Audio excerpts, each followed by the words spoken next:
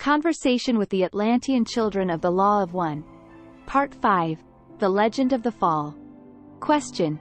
You talked about how you entered this realm in the southern part, where the frequency is lower than in the northern regions. Could you please elaborate on why this is the case? Answer. When discussing the concepts of higher and lower frequencies, it's important to recognize their relative nature within the grand scheme of things. Higher frequency and lower frequency are relative terms, contingent upon your realm. In other words, the highest standards within your realm determine what qualifies as a higher frequency, while the lower frequency is a relative measure within the same context. Hence, it was more accessible to access the weaker regions rather than the stronger ones. Targeting the southern parts and merging with them was facilitated by the fact that it's easier to make contact with individuals when they are less occupied, as opposed to when they are preoccupied with other tasks. It's essential to comprehend that on higher dimensions, societies perceive you as a collective cluster of energy, much like how you observe galaxies and clouds of nebulae. Even what you might consider inanimate substances are rich with microscopic universes hosting inhabitants. Our perspective focuses on the patterns of energy, rather than individual entities. Consequently, we do not view the realm or your world as a physical entity. Instead, it appears as an egg-shaped energy pattern with vortices through which we can interact. Therefore, the knowledge of good and evil stems from these energy patterns introduced by us during our time as etheric beings. Question. So, are you the serpent who deceived Eve, as mentioned in the Bible? Answer.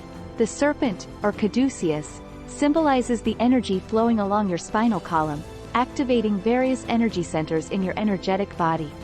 When this activation is not executed correctly, it can lead to adverse effects, causing a negative interpretation of one's perception of reality. It's crucial to note that the original narrative of Adam and Eve has often been misunderstood over time, with certain elements from ancient texts being misconstrued as physical entities, such as the serpent, the tree of knowledge of good and evil, and even the tree of life. Recall that our initial communication with these early inhabitants was telepathic, teaching them how to elevate their consciousness and guiding them in activating these energy centers. At the time, we were unaware of their moral unpreparedness. These energy centers had deliberately remained inactive due to their collapse, staying dormant. Individuals with higher spiritual insight could perceive their presence, but they were not active. It's essential to understand that spiritual abilities should not be pursued forcefully, they must develop naturally. These techniques can lead to negative consequences when there is an imbalance between a person's character and these energies. In such cases, an individual may inadvertently bring harm to themselves and their society. Are you suggesting that practices like meditation, yoga, and other energy exercises should be avoided? If I understood correctly, the Adamus, in their prime, were highly spiritual beings on their own, right? Our emphasis is not to discourage the practice of meditation, yoga, or energy exercises. Rather, we stress the importance of balance. When individuals focus solely on attaining supernatural abilities, they can overlook the value of the journey itself. As the saying goes, it's not about the destination but the journey. Engage fully in the process and experience it, rather than fixating solely on the end results. Before the collapse of these paradises, the Adamus had no need for external practices, as nothing could disrupt their harmony. In their respective spheres of existence, they were in perfect alignment with the Almighty Creator, living in a state of absolute harmony where suffering was unknown. It's challenging to grasp such a state of existence, where there are no concepts of high or low, right or wrong. Everything simply is. Hence, yes, they were indeed highly spiritual beings who preceded us into these chaotic realms.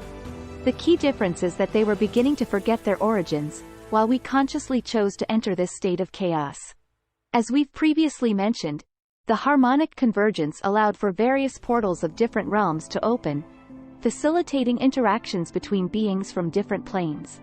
While this had positive impacts, it also resulted in negative consequences for all life, including catastrophic events.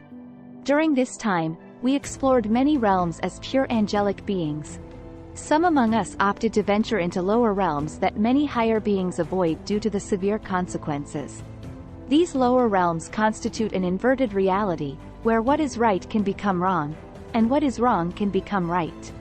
This is the origin of the concept of good and evil. Every realm exhibits an egg-like structure with a central tree-like formation, its branches serving as gateways to different worlds and realities. Toward the thicker part, there's something resembling a spiraling ocean with diverse inhabitants, akin to the structure of a galaxy.